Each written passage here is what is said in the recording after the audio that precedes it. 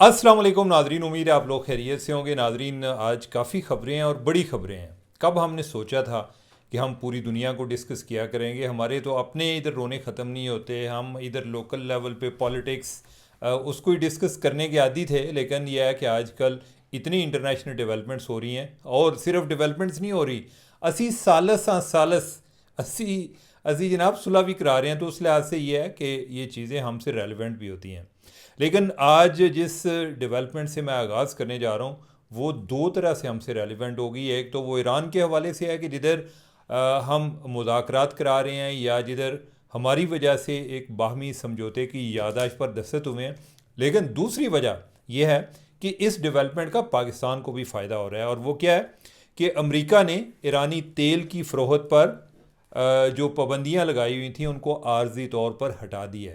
यानी कि जो एक बाहमी समझौते की यादाश्त पर दस्तखत हुए थे, उसमें यह था कि जो ये ऑयल और पेट्रोलियम प्रोडक्ट्स जो है वो प्रोड्यूस भी कर सकते हैं। प्रोड्यूस खैर करने की हद तक तो अमेरिका उनको रोक नहीं सकता था। वो रोक इसलिए सकता था कि उन्होंने पाबंदियां लगाई हुई थी। पूरी दुनिया डरती सी कि चौधरी जेडे ने उन्हें मना किया है, चौधरी नाराज़ ना हो जाए, तो लिहाजा उनसे कोई तेल नहीं ख़रीदता था। हम भी नहीं ख़रीदते थे। थोड़ा बहुत हमारा आ रहा होता था बलूचिस्तान साइड से, बलूचिस्तान की ज़रूरियात को पूरा करने के लिए। लेकिन जितना हमें तेल इधर चाहिए वो हम नहीं ले पा रहे थे। बाकी दुनिया के ममालिक का भी यह हाल था। चाइना वाले उन्होंने आकड़ सकते सन, वो अकड़ जाते थे, हम तो अकड़ नहीं सकते थे। लेकिन यह है कि उन्होंने पाबंदी हटा दी है। ये हमारे लिए बड़ी एक अच्छी डेवलपमेंट है। मैं यही तवक्को करता हूँ इधर बैठे हुए कि तेल की कीमतों में मज़ीद कमी आएगी, और तेल हमें इधर से कोई भी मसला आएगा ना, तो जिमें लोग होंगे नहीं कोई घरां दे नाल नाल जेह्ड़े, यानी कि पिंडें खास तौर पर देहाती इलाकों में कि भैन को रोटी पकाई जे या फलानी चीज़ है, कोई सालन है जे, असां ते अज पकाया नहीं सी तो मिठू लेट आया है। तो इसी तरह यह है कि हमारे हमसाए से हम उनको कहेंगे कि यार इन्हों को तेल तो दे दो कोई, नहीं कि साढ़े को तेल की कमी है। तो हम इनसे तेल उधर से मंगवा भी सकेंगे। मेरा ख्याल है कि गैस पाइपलाइन के लिए हमें इनके फ़ाइनल मुआहदे का इंतज़ार करना पड़ेगा।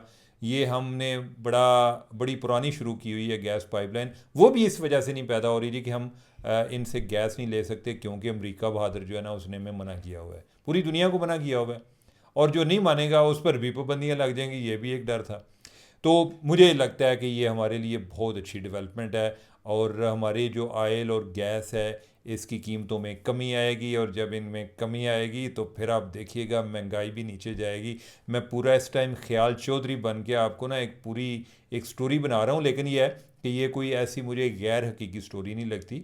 ये वो चीज़ है कि जो एक प्लाजिबल है, यानी कि इसमें कोई इसको रूल आउट नहीं किया जा सकता। हो सकता है कि थोड़ी देर लग जाए, लेकिन मुझे ये लगता है कि कम जनाब कल तो शुरू हो जाएगा, कल नहीं तो एक हफ़्ते में काम शुरू हो जाएगा। हमें ज़्यादा पेट्रोलियम के हवाले से जो हमारी ज़रूरियातें पूरी होंगी। हमें एक चैलेंज ज़रूर आएगा कि वो क्रूड आयल की उन्होंने इंपोर्ट करनी है।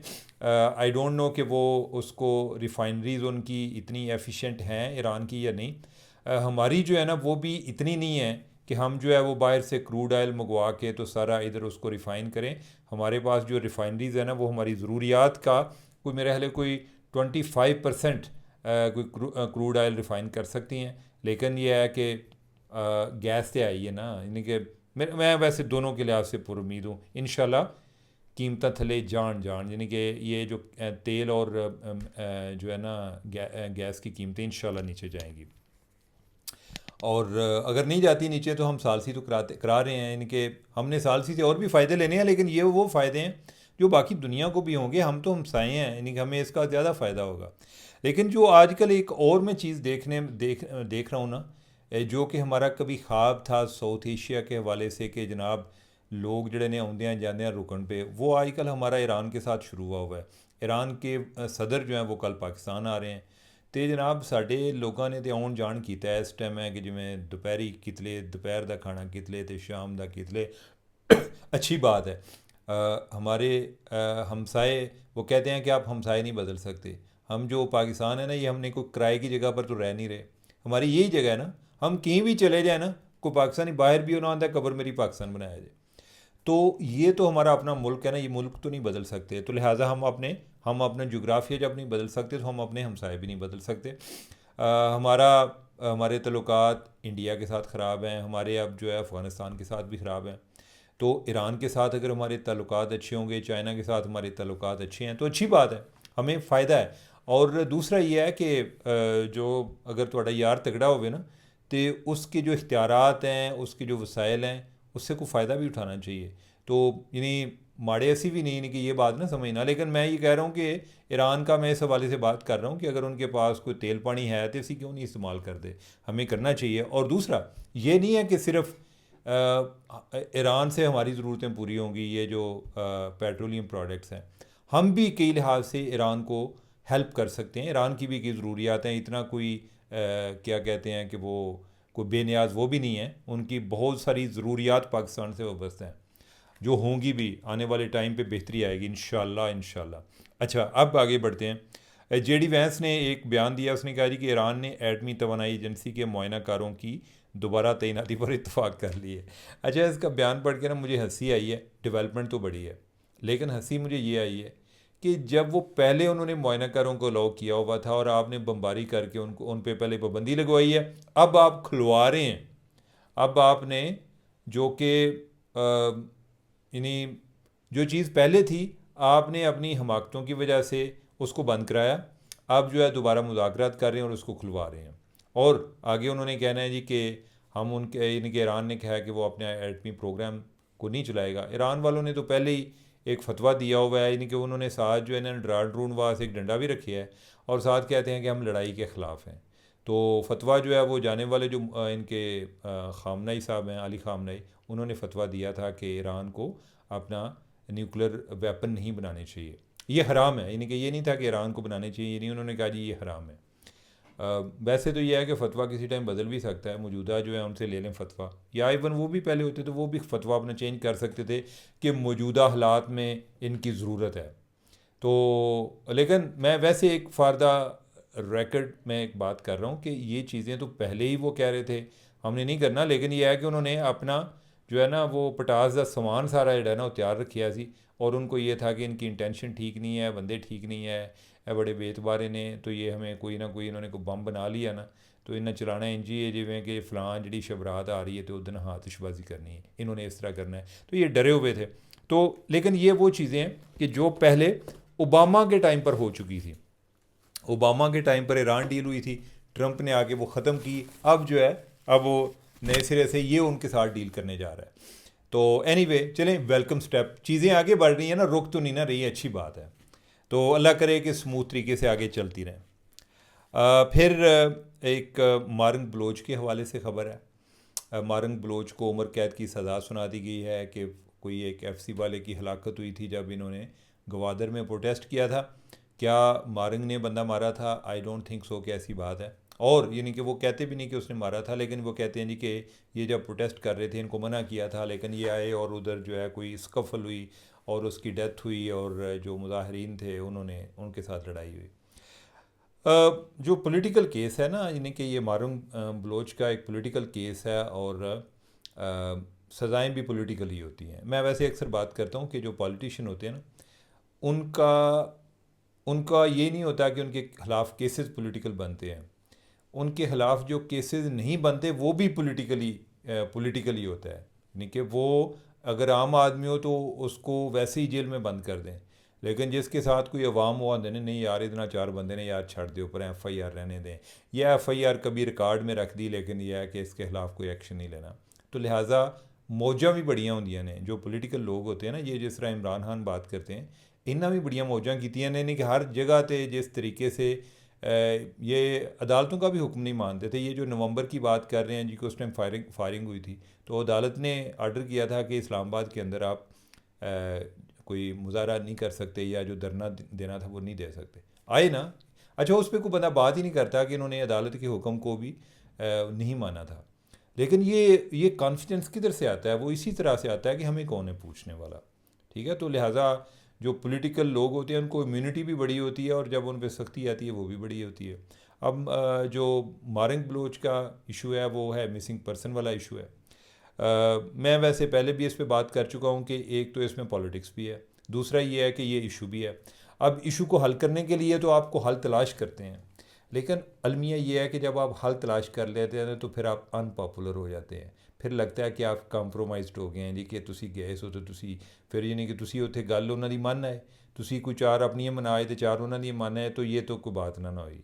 लोग चाहते भी नहीं, आई डोंट नो क्यों नहीं चाहते, नहीं कि वो चाहते हैं कि मसला मसला मसला, मसले पे बात होनी चाहिए, हल पर बात नहीं होनी चाहिए। हल जो है वो इतना, it's not as cool as the मसला। तो अब यह है कि मारूंग बलोच का भी ये इशू है, हालांकि अभी उन्होंने जो हल निकाला है मिसिंग पर्सन के हवाले से, पहले तो कोई बंदा को पुछदा को आंदी नहीं सी कि वो बंदा उठाते थे, बाद में कभी बुलेट रिडल्ड बॉडी मिलती थी। अब तो ये है कि इन्होंने कोई उधर कानून भी बनाया है बलूचिस्तान में कि जिसके तहत 90 दिन से के लिए अगर कोई बंदा मशकूक है तो उसको डिटेन किया जा सकता है, और 90 दिन के अंदर अंदर उसके खिलाफ कोई अगर केस है तो वो साबित करना होता है। तो चले और नहीं तो कम अज़ कम पहले ये होता था ना कि उनको कानून के कटहरे में लाया जाए, तो वो कानून तो एक बन गया। लेकिन यह है कि इस पर कोई बंदा बात नहीं करता, यानी कि एक लिहाज से बेहतरी भी हुई है। लेकिन मारंग बलोच जो है वो जिन लोगों को रिप्रेजेंट करती है, यानी कि आई डोंट थिंक कि वो, मैं कोई कुछ ज़्यादा डिटेल में नहीं जाना चाहता, लेकिन मुझे ये आइडिया है कि वो जिस तरह होते हैं ना कि एक कॉन्फ्लिक्ट के बहुत सारे बेनिफिशरीज़ होते हैं, इधर भी बहुत सारे बेनिफिशरीज़ हैं। लेकिन यानी कि अगेन मैं क्या कर सकता हूँ, यानी कि दुनिया मेरे कहने से या मेरी ख्वाहिशात के मुताबिक नहीं चलती, लेकिन यह है कि it's a sad step. Ideally यानी कि ये किसी हल पर मुंतज होता तो कहीं बेहतर होता। अब आते हैं आखिरी बात, और ये भी इक्वली इम्पॉर्टेंट है बिरून मुल्क से, लेकिन बहुत इम्पॉर्टेंट है, बड़ी रेलेवेंट बात है। आज वो बरतानवी वज़ीर आज़म ने रिज़ाइन कर दिया है और नवा वज़ीर आज़म बनने लगा है। अगले 10 दिनों में एक नया वज़ीर आज़म बनना है। पिछले 10 सालों में ये 7वां वज़ीर आज़म होगा, ठीक है। यानी कि एक 10 सालों में अगर एवरेज देखा जाए तो कोई एक वज़ीर आज़म उधर एक साल नहीं निकाल रहा। किसी टाइम आई डोंट नो कि इंदिरा गांधी पाकिस्तान के हवाले से बात करती थी, किसके हवाले से, कि वो कहती थी कि इतनी देर मेरी साड़ी मैंने अपनी बदल दी जितने इधर प्राइम मिनिस्टर चेंज होते हैं। उसके टाइम पर तो शायद इतने प्राइम मिनिस्टर कोई थे ही नहीं, यानी कि उस टाइम तो हमारे पास डिक्टेटर थे। लेकिन ये है कि ये बात जो है ना वो बड़ी रेलेवेंट है कि इतने प्राइम मिनिस्टर चेंज हो रहे हैं, और इस मुल्क में कि जिसको हम एक मदर ऑफ डेमोक्रेसी कहते हैं, वो मुल्क के जिसके अदालती निज़ाम की हम मिसालें देते हैं, वो मुल्क के जिसके मीडिया की हम मिसालें देते हैं, जहाँ की स्कॉटलैंड यार्ड पुलिस की हम मिसालें देते हैं, वो मुल्क के जहाँ धांधली भी नहीं होती। यानी कि हमारे यहाँ ये भी है ना, एक ख्याल है जी कि अगर चीज़ें धांधली ज़दा ना हों तो जब अवाम को उनकी नुमाइंदा हुकूमत मिल जाती है तो अवाम बड़े खुश हो जाते हैं। उधर धांधली भी नहीं होती, और वो उनका जो मेयार ज़िंदगी है उसके साथ हमारा मुवाज़ना ही नहीं है, हमसे कहीं दर्जे बेहतर है। उनकी जो मईशत है, हम तो 25 टॉप मईशत में भी नहीं आते, और जो बरतानिया की मईशत है वो 5वीं बड़ी मईशत है दुनिया की, लेकिन लोग खुश नहीं हैं, उधर भी खुश नहीं है। आए दिन प्राइम मिनिस्टर चेंज हो रहे हैं, और मैं आपको एक और बात बता दूं, ये जो आया ना इसने भी कोई थोड़ी देर बाद चेंज हो जाना है, कुछ ज़्यादा देर नहीं निकालेगा ये क्यों हो रहा है, ये बात है, इस पर आप सोचिएगा। हाँ, उधर स्टूडेंट यूनियन भी है, उधर लोकल बॉडीज़ इलेक्शन भी होते हैं, उधर कोई जबरी गुमशुदगियों के मामलात भी नहीं है, लेकिन लोग खुश नहीं हैं। ये मैं आपको बातें सारी इसलिए बता रहा हूँ कि हम आम तौर पे इनमें से कई इधर हल के तौर पर पेश करते हैं कि जनाब लोकल बॉडीज़ इलेक्शन हो जाएंगे ना तो लोग जो है इनके जी मसले ठीक हो जाएंगे। कोई आखेगा स्टूडेंट यूनियन जो है ना इससे पाबंदी हट जाएगी ना तो चीज़ें ठीक हो जाएंगी। कोई कहेगा कि जी जिस दिन पाकिस्तान में आज़ाद इलेक्शन हो गए ना तो जमहूरियत आगे चल पड़ेगी। मैं आपको बता रहा हूँ कि जिधर हो रहे हैं उधर जमहूरियत रुकी हुई है। ये क्यों है, आप इस पर सोचिएगा। मैं अभी भी बात कर सकता हूँ, लेकिन मैं चाहता हूँ कि आप इस पर सोचें, ये जमहूरियत के साथ क्या हो रहा है, जमहूरियत का मुस्तकबिल क्या है, क्यों ऐसा हो रहा है कि हम तो, हमारा ये ख्याल है, और कई दफ़ा लोग ये बात करते हैं ओ जी उन्होंने तो अड़ा की कंपैरिजन है। भाई आए दिन आप उनके साथ कंपैरिजन करते हैं कि जी हमें महज़ब मुल्कों में तो ऐसा नहीं होता, महज़ब मुल्कों में ऐसा नहीं होता। अब जो है महज़ब मुल्कों में सारे गैर महज़ब काम होते हैं, हम उनसे क्यों मुवाजना न करें। हमने ये देखना है कि हमने ये ऐसे ही है कि जैसे कोई बीमारी चल रही है और हमें ये बताया जाता है ये फ़लाँ परहेज़ कर लें, फ़लाँ दवाई खाएं तो आप ठीक हो जाएंगे। एक और बंदा है, वो उसके बारे में पता चलता है कि वो सारी परहेज़ें कर रहा है, वो दवाई भी खा रहा है, वो ठीक नहीं हो रहा, तो फिर एक सवाल आता है कि क्यों नहीं ठीक हो रहा है। इसका मतलब है कि बीमारी की वजह कोई और है, यानी कि ये नहीं है कि जो हम समझ रहे हैं। तो आप ज़रा इस पर सोचिएगा। इस पर मैं दोबारा बात करूँगा, मैं इस पर बहुत ज़्यादा सोचता हूँ। इस पर मैं कम बोलता हूँ लेकिन मैं बहुत ज़्यादा सोचता हूँ इस इशू पे कि ये क्यों ऐसा हो रहा है। पाकिस्तान को तो आप छोड़ दें ना, यानी कि ये तो कोई ऐसा कोई काबिल तकलीद नहीं है। जिन ममालिक की आप मिसालें देते हैं उधर भी उन्होंने में चूल्हा हिल गई ने इस टाइम। एंड जेड़ा ना उधर भी कोई ऐसे ऐसे लीडर आ रहे हैं कि उन्होंने ना मुल्क को पेपर की तरह खड़का रहे हैं। ठीक है, तो आप इस पर सोचिएगा। फिर कभी बात करेंगे। मुझे दे इजाज़त। अल्लाह हाफिज़।